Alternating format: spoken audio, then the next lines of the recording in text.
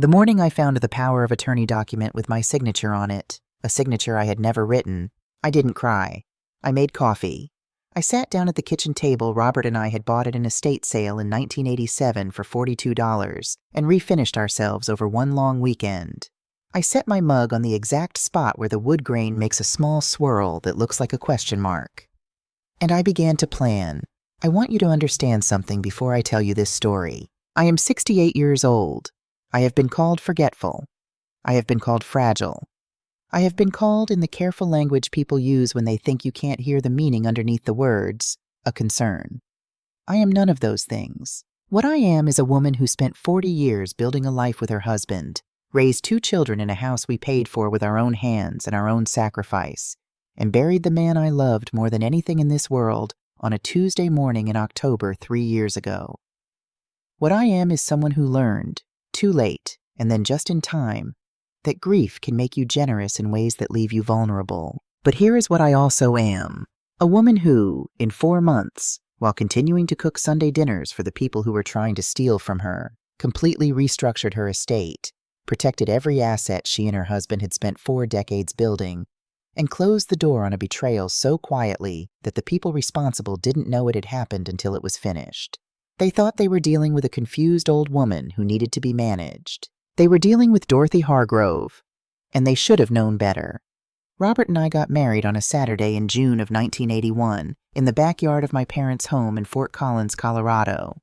I wore a dress my mother made.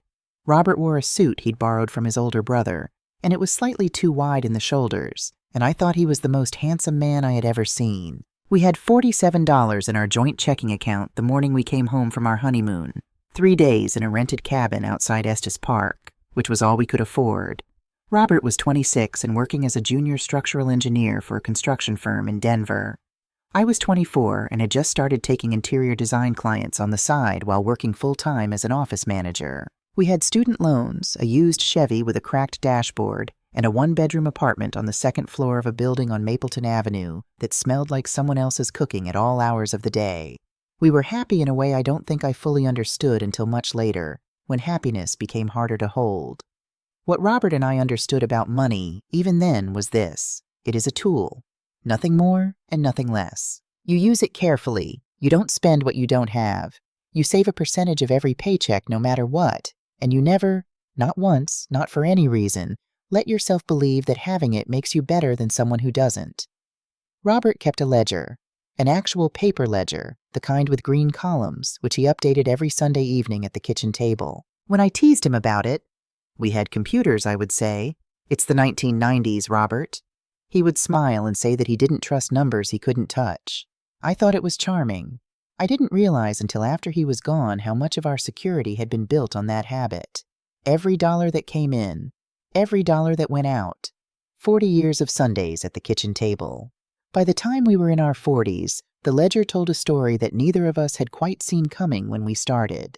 We had bought our home at 4217 Clearwater Drive in Boulder in 1988 for $187,000. A 2-story colonial with a backyard big enough for a garden and a garage, Robert immediately converted into a workshop. We paid it off entirely in 2004. We had contributed to retirement accounts every single year without exception, even the year Brandon was born and Carol had her tonsils out, and the Chevy finally gave up completely and had to be replaced. We had invested steadily and without drama in a diversified portfolio that Frank Novak, our accountant since 1995, had helped us build. By the time Robert was diagnosed with pancreatic cancer in the fall of his 64th year, the numbers in that ledger looked like this. The house at Clearwater Drive, worth approximately $1.2 million in the current market.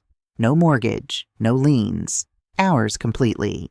Retirement accounts, Robert's 401k and our combined IRAs, $640,000. Investment portfolio, $380,000.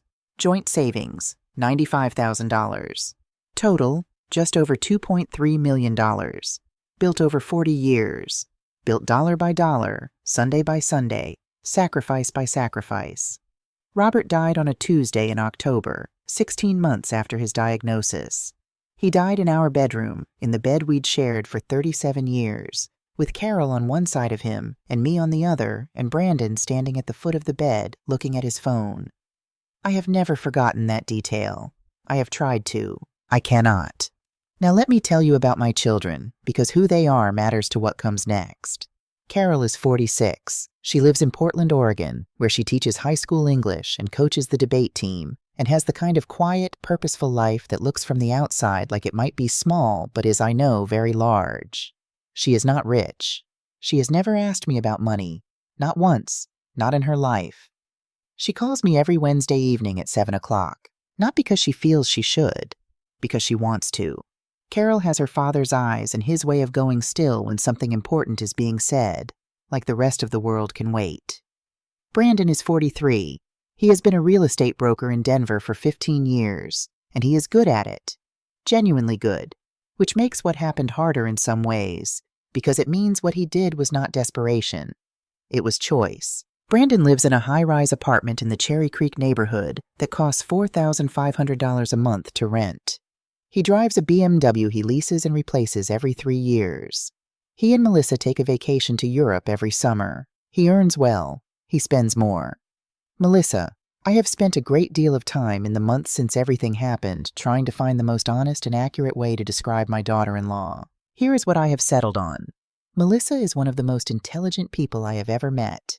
She has a degree in finance, a career in insurance risk management, and a mind that can calculate the value of almost anything in the time it takes most people to say hello. She is also, and I say this not with anger, but with the particular sadness of someone who tried to love a person for 15 years and finally had to accept what she was seeing, completely unable to assign value to anything she cannot calculate. She and Brandon were married in 2009. I liked her at first. I admired her precision. I mistook it for strength. Robert did not make that mistake. I found out later, much later, that he had his reasons for concern long before I did. But that is a part of the story I will come to. After Robert died, I did what most people do when they are grieving and overwhelmed and trying to manage both their loss and the administrative reality of a death. I made decisions too quickly and trusted too easily. I had a basic will drawn up, dividing my estate equally between Brandon and Carol. I named Brandon as executor. He was closer geographically, I told myself, and he understood real estate and finances. I told myself a lot of things. I also added Brandon to my joint savings account. Just for convenience, I thought. Just so that if something happened to me, if I got sick, if I needed help managing bills, he could access funds without a court order. It was the kind of thing I had heard other women my age talk about doing. It seemed sensible. It seemed like planning ahead. Robert, if he had been there, would have put his pen down on the ledger and looked at me with that quiet, steady look of his, and he would have said, "Dot, think this through one more time." I did not think it through one more time. That savings account and the name I had added to it would become the door through which everything that followed walked right in. I want to be fair about what the first year looked like because it did not look like betrayal. It looked like love. Brandon called more often. He came by on Sundays with Melissa and stayed for dinner. He drove me to doctor's appointments when I mentioned in passing that I was tired. He said more than once, standing in my kitchen, "Mom, you know we're here for you, whatever you need." Melissa would be arranging flowers I hadn't asked her to bring, or reorganizing a cabinet with the quiet efficiency of someone who knew better, and I would think, this is what family looks like after loss. This is what Robert would have wanted. There was one evening, about 8 months after Robert's funeral, when I couldn't remember the name of an actor in a film we were watching. It was one of those moments that happens to everyone, where the name sits just at the edge of your mind and refuses to come forward. I laughed about it. "Senior moment," I said, "the way you do." Brandon and Melissa exchanged a look. I noticed it. I filed it away without knowing why. And then I forgot about it, the way you forget small things that only make sense later. It was a Friday night in February when I learned what was actually happening. Brandon and Melissa had come for dinner. I had made pot roast, Robert's recipe, the one that requires 3 hours and a bottle of Cabernet you're not supposed to drink until it's been cooking for an hour, and then somehow you always manage to have less than a full bottle left when the timer goes off. We had eaten well. We had talked about Brandon's listings, about a trip Melissa was planning with her colleagues, about nothing that mattered and everything that felt normal. They had helped clear the table, and then they had settled in the living room while I made coffee in the kitchen. I was standing at the counter, back to the doorway, measuring grounds into the filter, when I heard Melissa's voice from the other room. She was not whispering. She had no reason to whisper. She thought I couldn't hear over the sound of the water running. The water had already stopped. "The doctor isn't going to be the problem," she was saying. "Dr. Odom already told him she doesn't see any cognitive decline. We need a different approach." Brandon's voice lower. "What kind of different approach?" "We don't need a doctor's declaration for financial POA. We just need her to sign. She trusts you completely, Brandon. She's been trusting you for 2 years. You just need to sit down with her, frame it as planning ahead, and she'll sign whatever you put in front of her." A pause. "And once we have financial POA," Brandon said, "we control everything." "Not control, manage." Melissa's voice carried the careful precision of someone who had thought about the difference between those two words for a long time. "We manage the accounts. We manage the property decisions. And when the time comes, the estate goes through probate the way we've set it up, not the way that old Will has it." I set the coffee scoop down on the counter, very carefully, without making a sound. "Carol's going to ask questions," Brandon said. "Carol is in Portland," Melissa said. "Carol doesn't know what's in those accounts. Carol calls on Wednesday nights and talks about her students. By the time Carol has questions, there won't be anything to question." I stood in my kitchen, in the house that Robert and I had filled with 40 years of our lives, and I listened to my son and his wife discuss the logistics of taking everything away from me. And then I turned off the coffee maker, walked to the bottom of the stairs, and called out that I had a headache and was going to lie down. I heard Brandon say, "Oh, okay, Mom, feel better. We'll let ourselves out." I went upstairs. I sat on the edge of the bed I had shared with Robert for 37 years. I looked at his photograph on the nightstand, the one from our 25th anniversary trip to Santa Fe, where he is squinting into the sun and laughing at something I had just said. And he looks so completely like himself that it still catches me in the chest every time I see it. I did not cry. I thought. I did not sleep that night, or the night after. What I did in those first 48 hours was think with a clarity I hadn't felt since Robert was alive. The kind of clarity that comes, I suppose, when the comfortable fog of trust is suddenly and completely burned away. I waited until Monday morning. I called Frank Novak. Frank has been our accountant since 1995.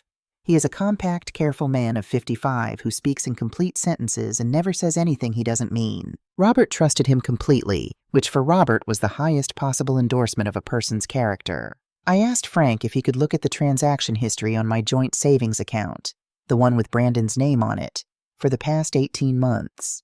Frank called me back on Wednesday afternoon. His voice, when I answered, had the careful, measured quality of a man choosing his words with unusual precision. "Dot," he said, "I think you need to come in." I sat across from Frank's desk the following morning with a yellow legal pad in front of me, the kind Robert always kept in the home office. Frank spread 18 months of statements across the desk between us and walked me through what he had found. The numbers, laid out in order, looked like this. March 14th of the previous year, a cash withdrawal of $2,000 from an ATM in Denver. Brandon's neighborhood, April 22nd, a wire transfer, memo line reading household expenses for $8,500. June 7th, a transfer described as emergency repair, roof for $12,000. There had been no roof repair. I had not been told about any roof repair. August 19th, another cash withdrawal, $4,500. October 3rd, a transfer with the memo Mom's medical bills, insurance gap for $9,000. I had no outstanding medical bills in October. My insurance covers my costs. I have kept records. January 11th of the current year, a transfer described as homeowner's insurance renewal for $11,000. My homeowner's insurance costs $2,200 per year. I pay it myself by check every March. Frank set his pen down. Total, he said, is $47,000. And Dot, that's just the joint savings account. He paused, and in that pause, I felt the particular cold of a person who understands that what they thought was the whole picture is in fact only the part they can see. There's something else. Frank slid another paper across the desk. Brandon used your home address to open 2 credit cards, both in the past 14 months. Combined current balance, $23,000. I looked at the paper, then I looked at Frank. "And there's a payment here," he continued, "from your savings account, $6,500 to a law firm I don't recognize, Castleton and Reeve, here in Denver. Are you a client of theirs? I had never heard of Castleton and Reeve. I wrote down the total on my legal pad the way Robert would have. $76,500. I underlined it once. Frank, I said, what I need from you is a formal document. Every transaction, every amount, every date. As detailed and accurate as possible. He looked at me steadily. What are you going to do, Dot? I'm going to make sure this never happens again, I said. And I'm going to need your help to do it. It was on a Thursday, 6 days after my meeting with Frank, that I found the document. I had been going through a box of Robert's papers. The kind of going through that grief delays and delays until finally you have to do it. Sorting his engineering files from the tax records Frank needed, when I found a plain white envelope tucked at the very back of the bottom drawer of Robert's desk. The kind of drawer that no one had opened in 3 years because Robert was the one who opened it. The envelope was unsealed. Inside was a single folded document, 8 pages printed on legal-size paper, professional formatting, the kind of layout that takes a lawyer to produce. At the top of the first page, in bold type, Durable Power of Attorney, Financial and Health Care. Principal, Dorothy Marie Hargrove, 4217, Clearwater Drive, Boulder, Colorado. Agent, Brandon Robert Hargrove. I read the document carefully, all 8 pages. I read the specific powers it granted, the ability to manage bank accounts, make investment decisions, execute real estate transactions, make healthcare decisions including placement in residential care facilities. I read the language about when the power took effect and how it could be revoked. And then I turned to the signature page. There at the bottom, above the line that read Principal's signature, was a signature. Dorothy M. Hargrove, my name, my handwriting, or something very close to it. The same slight left lean I have always had. The same way I have always made the H in Hargrove, with the crossbar sitting just slightly high. I had never signed this document. I had never seen this document. I had never been in the same room as this document. Someone had studied my signature carefully enough to reproduce it with the kind of accuracy that suggested practice. Deliberate, patient, repeated practice. I sat down on the floor of Robert's office. Not because I was faint, not because I was weak. I sat down because I needed a moment, just one moment, to hold the full weight of what I was looking at. My son had prepared a document to take legal control of my finances, my health care, and my life. He had signed my name to it, and he had been waiting for the right moment to use it. I sat on the floor of the office where Robert had kept his ledgers for 40 years, in the house we had built together, and I let myself feel, for exactly 60 seconds, every single thing that moment required me to feel. Then I stood up. I took 6 photographs of the document from different angles, making sure the signature page was sharp in every frame. I placed the document back in the envelope. I put the envelope back exactly where I had found it, at the back of the bottom drawer, slightly angled, just the way it had been. I closed the drawer. I walked to the kitchen. I poured myself a glass of water. I drank it standing at the sink, looking out at the garden Robert had planted along the back fence. The same garden I had tended every spring since he couldn't anymore, pulling weeds from between the rose bushes he had put in the ground with his own hands. Then I picked up my phone and called Gerald Whitmore. "Gerald," I said when he answered on the second ring, "I need an appointment, as soon as possible, and I need you to keep it between us." "Of course, Dot," he said. "Is everything all right?" I looked out the window at Robert's roses, just beginning to bud in the thin February sun. "Not yet," I said, "but it will be." Gerald Whitmore's office is on the second floor of a brick building on Canyon Boulevard that has been there since 1971 and looks like it. The elevator is slow. The carpet in the hallway is the particular shade of burgundy that was fashionable in offices sometime around 1994 and has simply never been replaced. The waiting room has a rubber plant that I am fairly certain is artificial and 2 armchairs that are genuinely comfortable, which in a lawyer's office is rarer than you might think. I had been to this office twice before. Once in 2019, when Robert and I came together to update our wills after his diagnosis. Once in 2020, after Robert died, when I came alone to manage the estate transfer. This was my 3rd visit. I dressed carefully that Friday morning. Dark slacks, a cream blouse, the navy blazer I have worn to every significant meeting of my professional life since I bought it in 2003. I wore the small pearl earrings Robert gave me for our 20th anniversary. I carried the leather portfolio he had given me as a gift when I launched my design firm, with the photographs of the POA document already printed and slipped inside. I was 10 minutes early. Gerald appeared in the doorway at exactly 9 o'clock. He is 61, with gray temples and the kind of patient, unhurried manner that comes from 30 years of sitting across from people in the worst moments of their family lives. He shook my hand and held it for a moment in that way people do when they already know something is wrong. I placed the printed photographs on his desk before I sat down. 6 images arranged in order: the cover page, the powers section, the healthcare directives page, and 3 photographs of the signature page from different angles.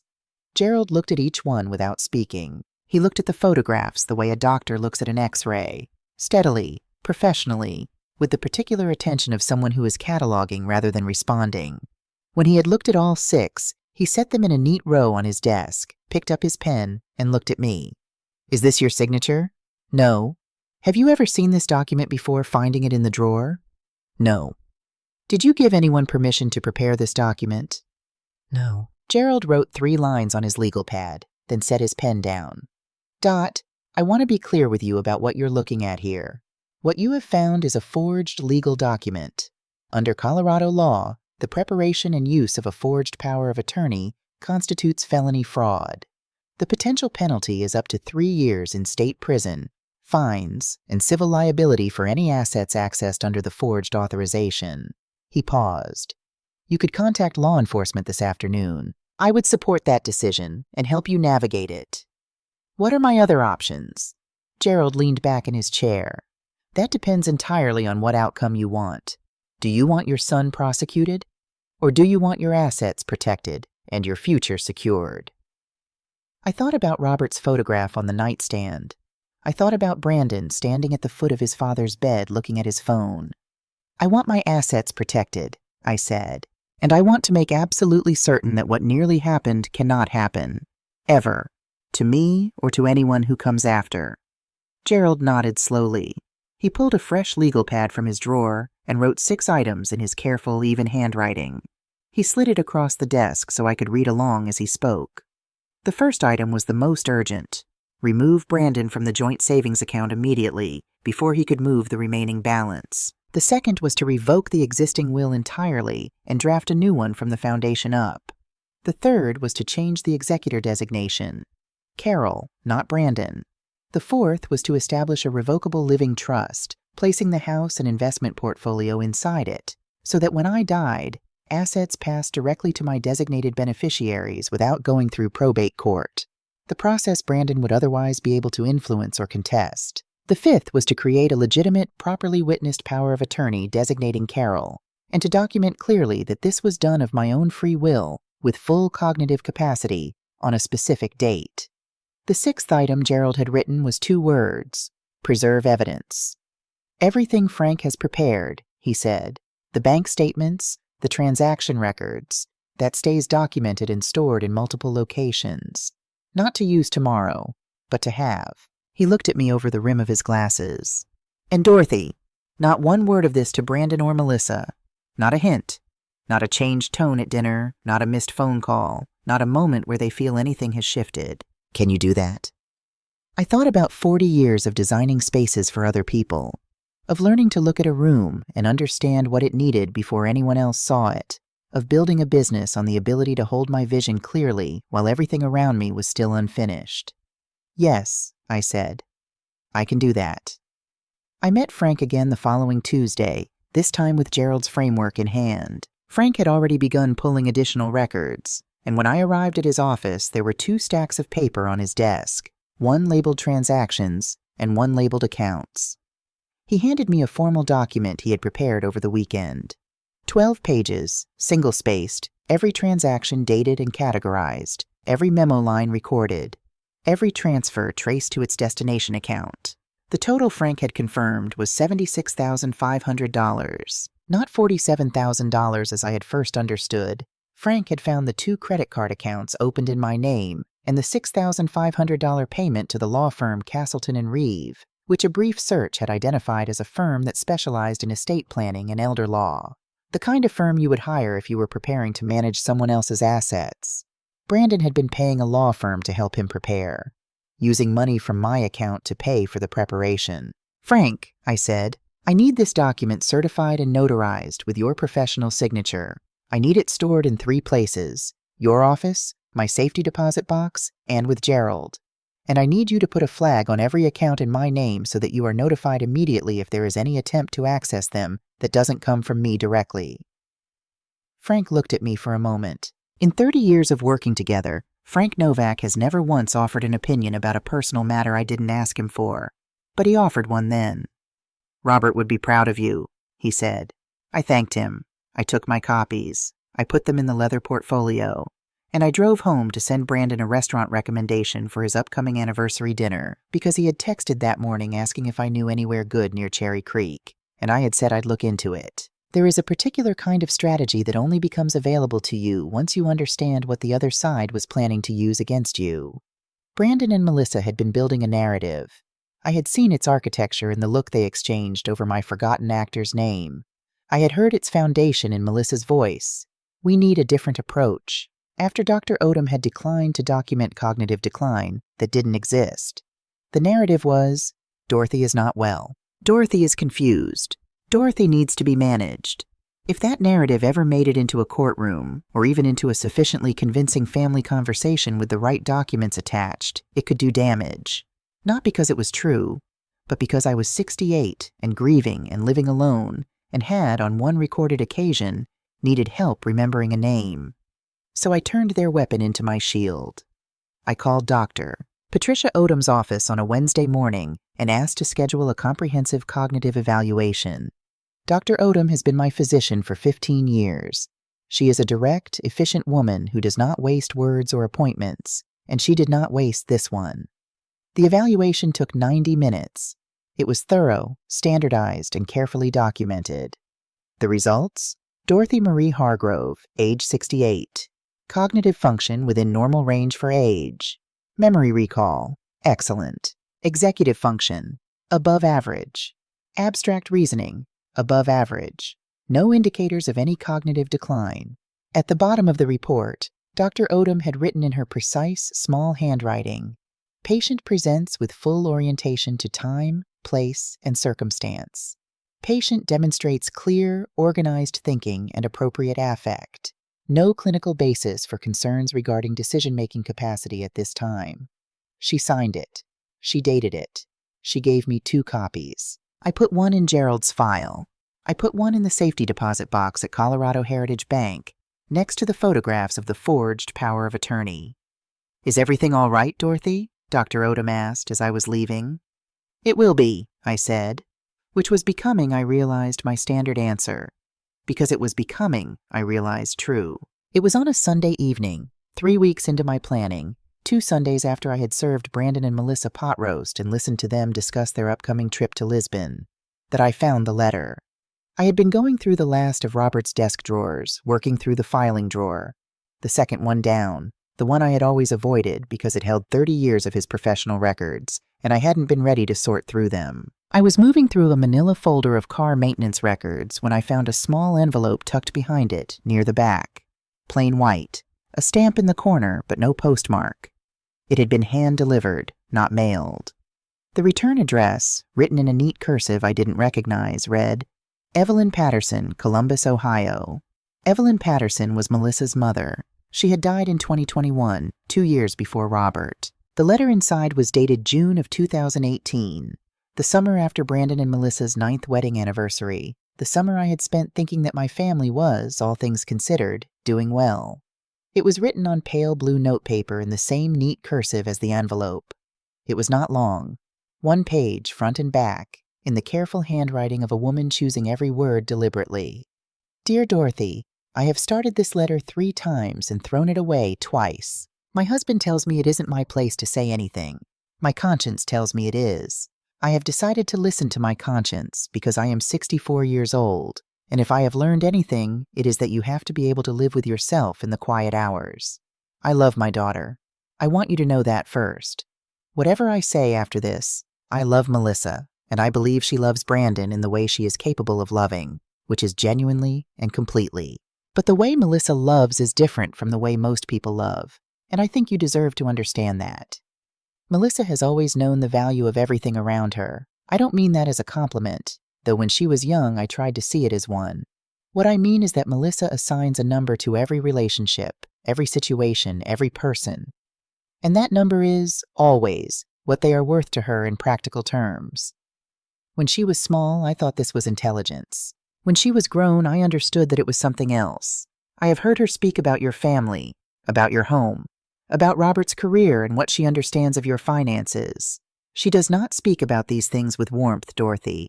She speaks about them with calculation. And when I hear her, I hear a woman who is deciding what something is worth, not someone who is grateful to be part of it. I don't know what to do with what I'm telling you. I don't know what I expect you to do with it either. I only know that if my son had married into your family, I would want someone to tell me. I'm sorry for the intrusion. I'm sorry if this causes pain. I am most sorry of all that I couldn't say it to your face. With genuine respect, Evelyn Patterson. I sat at Robert's desk for a long time after I finished reading. Robert had received this letter in June of 2018. He had read it. He had placed it carefully at the back of his filing drawer, behind 40 years of accumulated paperwork, where it would be safe, where it would be found only by someone who went looking deliberately, or by someone going through everything slowly and alone. He had never told me. I have thought about why in the months since. I have arrived at this. Robert was a man who believed in handling the things he could handle and watching the things he couldn't. He had received a warning about Melissa and had tucked it away, not dismissed, not ignored, but held in reserve, kept where it could be found, left for someone who might need it. He had left it for me. I held the letter and I cried for the first time since I'd found the forged POA, not with grief exactly, not with anger, with something that felt more like being held. Like Robert's hand on my shoulder, steady and warm, across 3 years and the terrible distance of death. I see you, Dot, the letter seemed to say in his voice. I've been watching. I'm still here. I added Evelyn Patterson's letter to the file. Gerald and I met 4 more times over the following 2 weeks. He worked methodically and quickly, and in his office on those mornings, I had the particular comfort of watching someone very good at their work be very good at their work. The new will was constructed from the beginning, with nothing carried over from the old one. Brandon was removed as executor. Carol was named in his place, with a letter from me, notarized and dated, explaining that this change reflected my current wishes and was made freely, clearly, and with full understanding of its implications. The distribution of assets was restructured entirely. Brandon would not receive a lump sum inheritance. Instead, his portion of the estate would be placed in what Gerald called a discretionary trust, an arrangement managed by an independent trustee, not a family member, which would distribute $2,000 per month to Brandon for the remainder of his life. He could not access the principal. He could not request the full amount. He could not negotiate the terms. The trust document included a no-contest clause. In plain language, if Brandon hired a lawyer and challenged the will in court, the monthly distributions would stop permanently.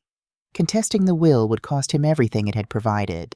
The house at Clearwater Drive, the investment portfolio, and the retirement accounts not already designated by beneficiary were placed into a revocable living trust in my name. I remained in full control during my lifetime. When I died, everything passed directly to Carol and to 3 organizations Robert and I had supported for decades. The University of Colorado Engineering Scholarship Fund, a hospice program that had cared for Robert in his final weeks with a dignity I will never be able to repay, and a small food bank in Fort Collins where my mother had volunteered every Saturday of my childhood. No probate, no contested process, no delay during which Brandon and a lawyer could slow things down, challenge documents, or negotiate for a larger share. Gerald looked up from the final draft and said, "Dot, this is as clean and solid as anything I've drafted in 30 years. If anyone tries to contest it, they will not find a handhold anywhere." I signed the documents on a Thursday morning. Carol had flown in from Portland the previous evening. I had called her and told her enough that she understood she needed to come, and she sat beside me as a witness, her hand resting lightly on the table near mine. After we finished, Carol looked at me with her father's steady eyes. "Mom," she said, "how long have you been carrying this by yourself?" "Long enough," I said, "but not anymore. But not I need to tell you about that evening with Carol, because it is a part of the story I don't want to condense into a summary. We sat at the kitchen table, the $42 estate sale table that Robert and I had refinished together in 1987, and I told her everything. The overheard conversation, Frank's accounting, the forged POA, the letter from Evelyn Patterson, the 4 weeks of Sunday dinners I had cooked while building a legal architecture her brother would never be able to dismantle. Carol listened the way she always listens, completely, quietly, without interrupting, with that stillness that is Robert's most recognizable gift to her. When I finished, she was quiet for another long moment. Then she said, "What do you need me to do?" Not how could he, not I always knew, not anything about herself or her own feelings. Just, "What do you need me to do?" I told her. She nodded at each item. She asked 2 clarifying questions, both practical. She agreed to be available for additional document signing if needed. She agreed to continue behaving normally with Brandon until I gave her word that the process was complete. "He's going to call me," she said. "When he realizes something has changed. He'll call and he'll ask if I know anything." "What will you say?" Carol considered this for a moment. "I'll say that I've noticed Mom seems really well lately. Energetic. Like she has a project she's excited about." I looked at my daughter across the kitchen table. "That," I said, "is exactly right.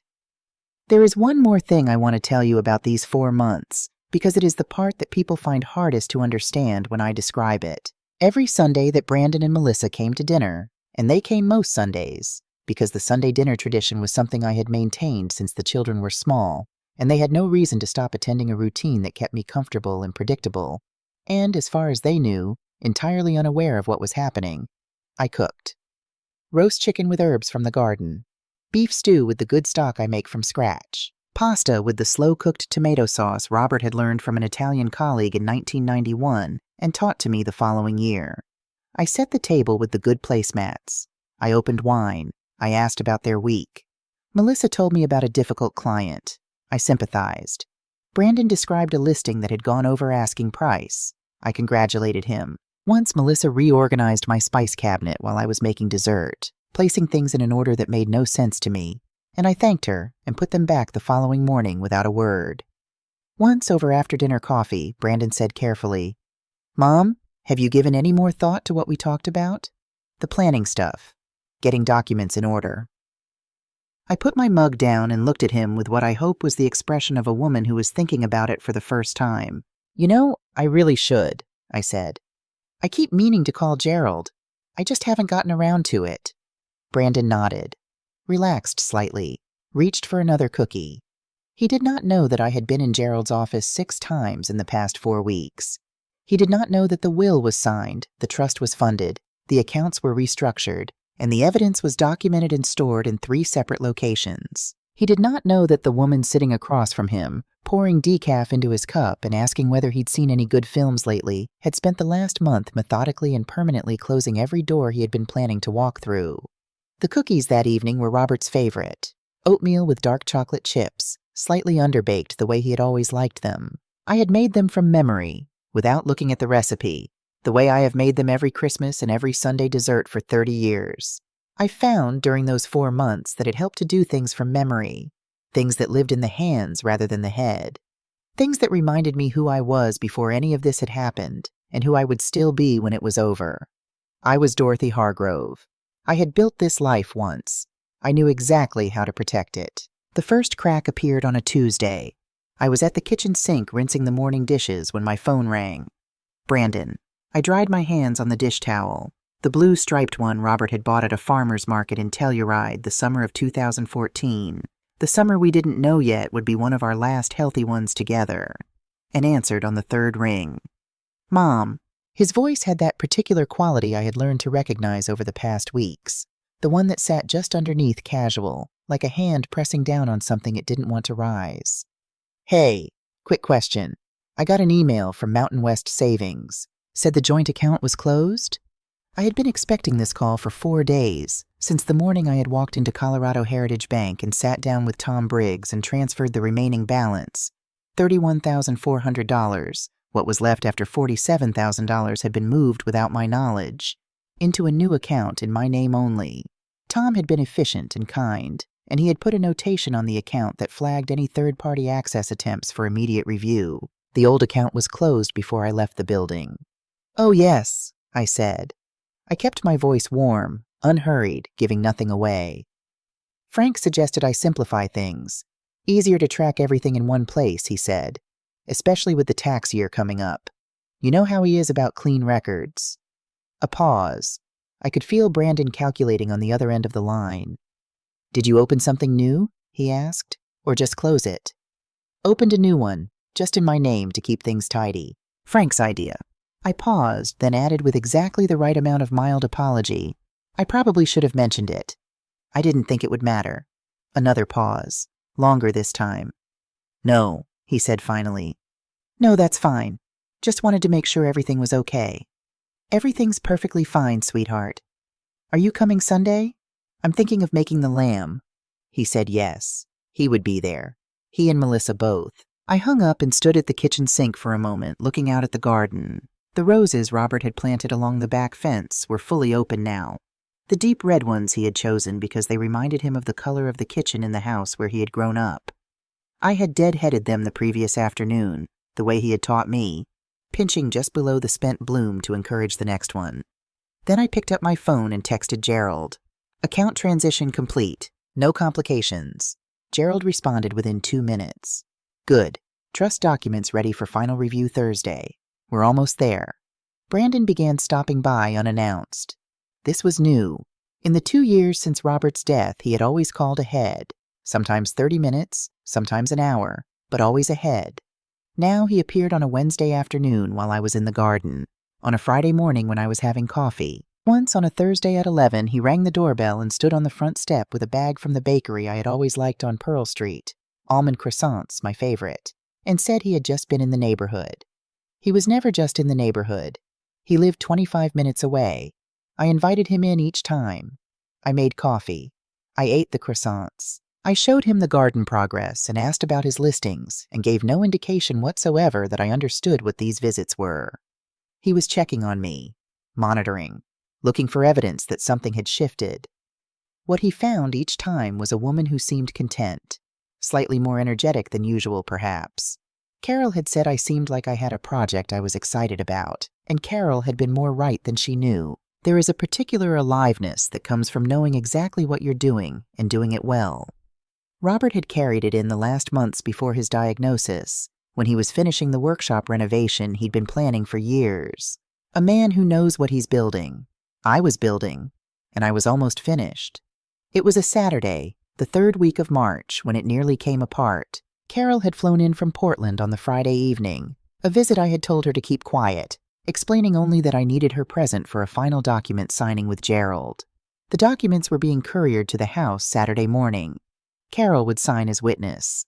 The whole process would take 20 minutes. What I had not accounted for was Brandon. I was in the kitchen making tea when Carol appeared in the doorway, her face carrying the careful stillness of a person who was about to tell me something that required steadiness to receive. "Mom," she said quietly, "Brandon just pulled into the driveway." I set the kettle down. The courier packet from Gerald's office was on the kitchen table. 12 pages of the final trust amendment, a cover letter on Whitmore and Associates letterhead, and 2 signing instruction sheets with yellow flag tabs. It was, to anyone who worked in real estate or law or finance, immediately and unmistakably identifiable as what it was. Carol and I looked at each other for approximately 2 seconds. Then I picked up the packet, walked to my bedroom, and placed it flat on the top shelf of my closet behind the winter sweaters. I came back to the kitchen. I smoothed my blouse. I turned back to the kettle. The doorbell rang. Carol answered it, which was itself slightly unusual, and I saw Brandon register that as he stepped inside, his eyes moving from his sister to me with the quick, involuntary adjustment of a man noting a presence he hadn't planned for. "Carol," he said. "Hey, I didn't know you were up." "Surprised me too," Carol said pleasantly. "Mom called Thursday, said she could use the company. I had a long weekend, so..." She shrugged in the easy way of someone telling a completely ordinary story. "You want tea?" Mom just put the kettle on. Brandon's eyes moved around the kitchen. I watched him look at the table. The clear, empty table with nothing on it but the fruit bowl that had sat in the same spot since 1993. I watched him look at the counter, at the living room doorway. "Sure," he said. "Tea sounds good." He stayed for an hour and 20 minutes. We talked about Carol's debate team, which had made the state competition for the second year running.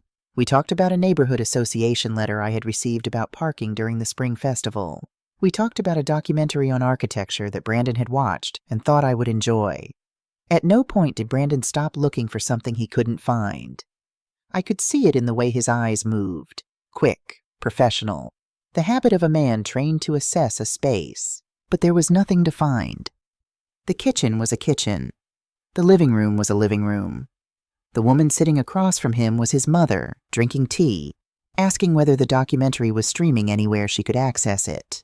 When he finally stood to leave, he hugged me at the door, a slightly longer hug than usual, the kind that is also a search. I hugged him back with the uncomplicated warmth of a woman who had nothing to hide. After his car had backed out of the driveway and turned onto Clearwater Drive, Carol appeared beside me. I let out a long, slow breath. "How did you know to move the documents?" Carol asked. "I heard the car," I said. "The BMW has a specific sound when it turns off the engine. I've been listening for it for 3 weeks. Carol was quiet for a moment. Robert used to say you noticed everything. He was right, I said. Go get the packet. Gerald's courier will be here in 45 minutes. The courier arrived at 11:15. Carol and I sat at the kitchen table and I signed the final amendment to the Revocable Living Trust with 2 witnesses, Carol and Tom Briggs from Colorado Heritage Bank, who Gerald had arranged to attend in his capacity as a notary public. Tom was professional, warm, and efficient. When the last page was done, he shook my hand and said, "Mrs. Hargrove, you're in excellent shape. Everything is exactly as it should be." I thanked him. I offered him a croissant from the bag Brandon had brought, which was still sitting on the counter. He took one. He left. Carol and I sat for a moment in the quiet of the kitchen. "Is it done?" she asked. "Almost," I said. "One more thing. Ruth Ellison has lived next door to me since 1994, the year she and her husband Dennis moved in with their 2 boys and a golden retriever and a station wagon so full of boxes it sat low in the back like a loaded freighter. Dennis died in 2017. The boys are grown and live in other states. Ruth is 70. With silver hair she keeps short and practical, a garden that consistently defeats mine in the summer hydrangea category, and the particular alertness of a woman who has lived alone long enough to notice everything that happens on her street. We walk together on Tuesday mornings. We have done this for 11 years. She was at Robert's funeral. She left a casserole on my porch the first 7 days I was alone. She came by on a Thursday afternoon, 3 days after Carol had flown back to Portland, carrying 2 cups from the coffee shop on Canyon and wearing the expression of a woman who had been deciding something for a while and had finally decided. "Dot," she said when I had let her in and we were sitting in the living room, "I need to tell you something. I should have told you sooner and I'm sorry I didn't." I waited. "About 2 months ago," she said, setting her cup down carefully, "I was in my front room, at the window that looks out on your driveway. It was a Tuesday. I remember because it was the week we couldn't walk because of my knee. You weren't home. I'd seen you leave about an hour before." She looked at me steadily. Melissa's car pulled up. She let herself in the front door with a key. She was inside for about 30 minutes. When she came out, she was carrying a tote bag she hadn't had when she went in, and she looked purposeful, like someone who had done what they came to do. The Tuesday 2 months ago, I had been at Gerald's office, the first full review of the new will. "She had Brandon's spare key," I said. "He's had one since Robert was ill. I never changed the locks." Ruth nodded. "I didn't know if it meant anything. I kept telling myself you'd probably given her permission. But it sat wrong with me, Dot. It sat wrong with me for 2 months. I thought about what Melissa might have been looking for. Documents, almost certainly. Something that indicated whether I had been meeting with lawyers. Something that would tell her whether the timeline was still intact. She had found nothing, because there had been nothing in the house to find. Everything was in Gerald's office, in the safety deposit box, in Carol's email. But the attempt itself was significant. "Ruth," I said, "would you be willing to write down what you saw? Date, time, what you observed. Sign and date it." She didn't ask why. She pulled a small notepad from her purse. She carries one always, a habit from the years she worked as a paralegal before her children were born, and wrote it out in her neat, practiced handwriting. Date, time, description, signature. She tore the page out and handed it to me. "I always thought there was something a little cold about that woman," Ruth said, picking up her coffee cup. "But I want you to know I didn't say anything for 2 months because I kept hoping I was wrong." "I know," I said. "I kept hoping the same thing for 15 years. Ruth's witness statement went into the file that afternoon. The file now contained 12 months of certified bank statements documenting $76,500 in unauthorized transactions, 6 photographs of the forged power of attorney, the letter from Evelyn Patterson, dated June 2018, Dr. Odom's cognitive evaluation with her professional signature and date, and Ruth Ellison's witnessed account of Melissa entering my home without authorization on a Tuesday in January. Gerald had copies. The safety deposit box had copies. Carol's secure email had copies. The file was complete. I called Gerald that evening. "We're ready," I said. "I know," he said. "When do you want to do this?" I thought about the Sunday that was 4 days away, the lamb I had already planned, the good wine I had been saving, the dining room table where Robert and I had eaten 10,000 meals and told 10,000 small stories about our days. "Sunday," I said. "Dinner as usual. Can you be available by phone if I need you?" "I'll have my phone on all evening," Gerald said. "Good," I said. "Then I think it's time to close this." I called Carol on Friday and told her to book a flight. She arrived Saturday evening with a carry-on bag and her father's steady eyes, and we spent that night the way I imagine people spend the night before something significant. Not dramatically, but quietly, doing ordinary things with the particular attention of those who understand that ordinary things are worth paying attention to. We watched a film. We made pasta. We went to bed at a reasonable hour. Sunday morning I woke at 6 before the alarm and lay in the bed Robert and I had shared for 37 years, looking at the ceiling in the early light. I thought about the morning we had moved into this house, the way Robert had carried me over the threshold as a joke, since we'd been married for 7 years by then, and I was 5 months pregnant with Carol, and we had both laughed until I made him put me down because my back hurt. I thought about the Sunday mornings with small children, the particular domestic chaos of breakfast and cartoons and someone always needing something. I thought about the later Sunday mornings, quieter, the two of us with coffee and the newspaper, and the particular contentment of people who had built something together and were still, after all of it, glad of each other's company. I got up. I made coffee. I began cooking. Brandon and Melissa arrived at 6:15. Carol opened the door. I watched Brandon's face move through a quick sequence of adjustments when he saw her. Surprise, recalibration, a question forming behind his eyes that he didn't ask. Melissa's expression changed too, in a different way, something that tightened almost imperceptibly around her eyes, the look of a woman who has just encountered a complication she hadn't anticipated. "Carol," Brandon said, "I didn't know you were coming up." "Mom asked me," Carol said simply, stepping back to let them in. Dinner was unhurried. I had made the lamb, slow roasted with rosemary and garlic, the way Robert had always preferred it, with roasted potatoes and the green bean salad with almonds that had been our standard Sunday accompaniment for 20 years.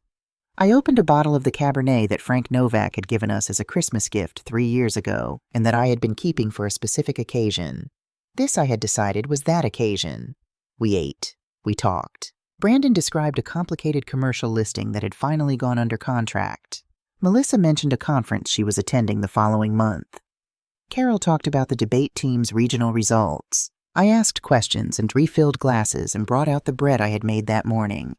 Another thing I do from memory, from muscle, from 40 years of the same recipe, and the table looked and sounded, to anyone who might have walked past the dining room window and glanced in, like a normal family dinner. After the plates were cleared and I had brought coffee to the table, I stood up. I walked to the sideboard along the dining room wall, the one Robert and I had found at an estate sale in 1999, the one with the slight scratch on the left door that we had never gotten around to repairing and then simply stopped seeing. I opened the right drawer and took out a white envelope. I came back to the table and set the envelope in front of Brandon. "I have something I need to share with you," I said. "With both of you." Melissa's eyes went to the envelope, then to me, then to Carol. Brandon looked at the envelope but didn't reach for it. "Mom, what is this?" Open it, I said. I sat down. I folded my hands on the table. Robert's gesture, the one he used in meetings when he wanted to signal that he was finished moving and was ready to speak. Please. Brandon opened the envelope. Inside were 3 pages. The first was Frank's certified summary. Dates, amounts, account numbers, memo lines, the $76,500 laid out with the unambiguous clarity of a professional financial document. The second was a photograph, printed on plain paper, clear and unmistakable, of the signature page of the forged power of attorney, with my name at the bottom. The third was a single paragraph on Gerald Whitmore's letterhead, confirming that a new will and revocable living trust had been executed, that Carol had been named executor, and that the new document superseded all previous estate planning entirely. Brandon read all 3 pages. Melissa read over his shoulder. The dining room was completely quiet. When Brandon looked up, his face had the particular blankness of a person who has run every available calculation and found that none of them leads anywhere useful. Mom? Brandon? My voice was level, not cold. I want to be precise about that, because coldness would have been a kind of performance, and I was done performing. My voice was simply clear. I'm not here to argue with you. I'm not here to accuse you in front of your sister, or to make this into a scene. I'm here to tell you what has happened and what happens next. Melissa began, Dorothy, I think there's been a misunderstanding. Melissa. She stopped. In 30 years of running a business, I sat across from a great many people in a great many difficult conversations. I learned early that the most powerful thing you can do in a room is become entirely still. Not aggressive, not cold, simply still, in the way of something that cannot be moved. I had never been more still in my life. The will has been changed, I said. The trust is funded and legally protected. The house, the investments, and the retirement accounts are all inside the trust. Brandon, you are no longer the executor of my estate. Carol is. You will receive a monthly distribution of $2,000 from a discretionary trust after I'm gone, managed by an independent trustee, not a family member. That distribution is conditional on one thing, that you do not contest the will or the trust documents in court.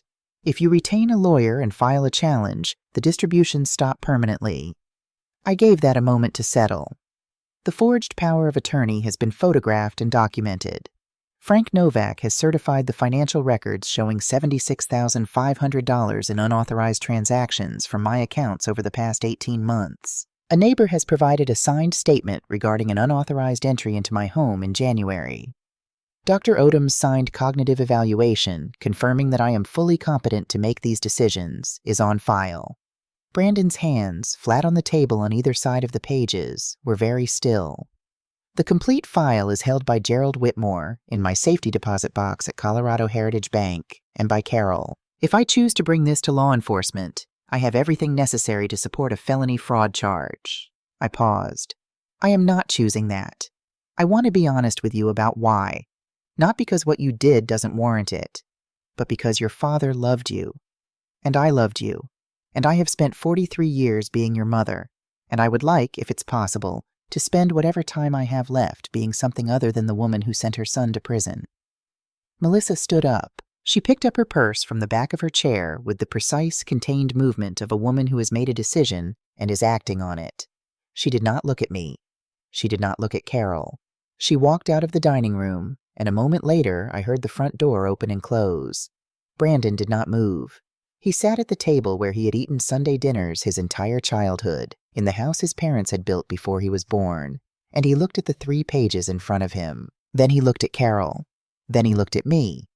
I looked at my son, at the face I had known since before he had a face, since he was a small moving shape on an ultrasound screen in a hospital in the autumn of 1981, and I said the last thing I needed to say. Brandon, I spent 43 years giving you everything I had.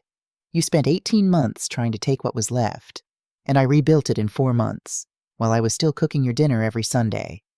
I let one more moment pass. Don't ever mistake my kindness for confusion, and don't ever mistake my patience for weakness. Those are 2 things your father understood about me from the very beginning. I'm sorry you didn't learn them sooner. Brandon picked up the 3 pages. He folded them carefully, the way a person folds something they intend to keep. He put them in the inside pocket of his jacket. He stood up. He did not apologize. I had not expected him to. Some reckonings happen quietly, internally, in the hours and days after, rather than in the room where they begin. Whether that happened for Brandon, I cannot tell you with certainty. I hope it did. He walked to the front door. He put on his coat. He paused with his hand on the doorknob, the same brass doorknob that had been on that door since the day we moved in. And I thought for a moment he was going to turn around. He didn't. The door opened and closed. Carol and I sat at the dining room table in the quiet of the house, with the good wine and the remains of the lamb and the bread I had made from memory, and I exhaled for what felt like the first time in 4 months. "Mom," Carol said. Her voice was very gentle. "Are you okay?" I looked around the dining room, at the sideboard with the scratch we had stopped seeing, at the window that looked out onto the back garden where Robert's roses were still blooming in the last of the evening light, at the photograph on the wall by the kitchen door, the one from Santa Fe, Robert squinting into the sun, laughing at something I had said. "Yes," I said. "I really am. That was 7 months ago." Brandon did not contact a lawyer. The no contest clause held its ground without ever needing to be tested, which is, Gerald told me, the best possible outcome for that kind of provision. A lock that keeps a door closed simply by existing. The $76,500 has not been repaid. I made the decision, carefully, not impulsively, to let it go. Not because it was insignificant. It was not insignificant. But I understood after long and honest consideration that pursuing it would require me to spend money on lawyers, months on difficult conversations, and more of my finite energy on people who had already taken enough of it. Robert used to say that the most expensive thing in the world is a fight you win that costs you more than you recover. I believe he was right. Brandon and I have spoken twice in 7 months. Brief, civil conversations about nothing consequential. I do not know what his marriage looks like now. I do not know what he tells himself about what happened. These are things I have accepted that I cannot know, and have made my peace with not knowing. Carol calls on Wednesday evenings at 7, same as always. She came back for a long weekend in the spring and helped me plant new roses along the back fence, a yellow climbing variety that Robert had always liked, but we had never gotten around to putting in. We planted 7 of them. They are doing well. The Hargrove Design Scholarship was established at the University of Colorado, funded by a portion of the investment portfolio. It awards 2 scholarships per year to interior design students from low-income families who demonstrate both academic ability and financial need. The first 2 recipients were announced in the fall. I received a photograph of them at their award ceremony. 2 young women, early 20s, holding their certificates and smiling with the particular bright-edged happiness of people who have just been told that the path they chose is possible. I put the photograph on the refrigerator. Robert had always said that money sitting still serves no one. He was right about that, as he was right about most things. The scholarship is the truest thing I have done with the years of work it represents. Ruth and I walk on Tuesday mornings, same as always. We have started adding Thursdays when the weather is good. She is teaching me to grow dahlias, which she insists are not as difficult as their reputation suggests, and which I am increasingly inclined to believe. I had lunch with Gerald last month, not in his office, but at the small Italian restaurant 2 blocks from his building, where we ate pasta and talked about his granddaughter and his plans to retire in 3 years. At the end of lunch, he said unprompted that in 30 years of estate law, he had rarely seen a client handle a situation like mine with such precision and such composure. I told him that Robert had been an engineer, that Robert had believed, more than anything, in the importance of building things right, not because you expected them to fail, but because you respected the future enough to prepare it honestly. I was married to that philosophy for 40 years, I said. Eventually it becomes your own. I am 68 years old. I live alone in a house I built with my husband, in a neighborhood I have known for 35 years, with roses in the garden and a scholarship bearing our name, and a daughter in Portland who calls me every Wednesday. I am not confused. I am not fragile. I am not a concern. I am a woman who learned, later than she should have, that love given without boundary will eventually be taken without gratitude. I am a woman who had 4 months to decide what she was made of, and discovered that she was made of the same thing as the house she lived in. Built carefully, built to last, and harder to dismantle than anyone had assumed. They called me confused. I changed my will, protected my assets, restructured my estate, and documented every piece of evidence they had given me, all while I was still setting their place at the Sunday dinner table. The most important lesson I can leave you with is not about money or lawyers or trusts. It is this: the people who underestimate you are always counting on you to agree with their assessment. I stopped agreeing. That was when everything changed.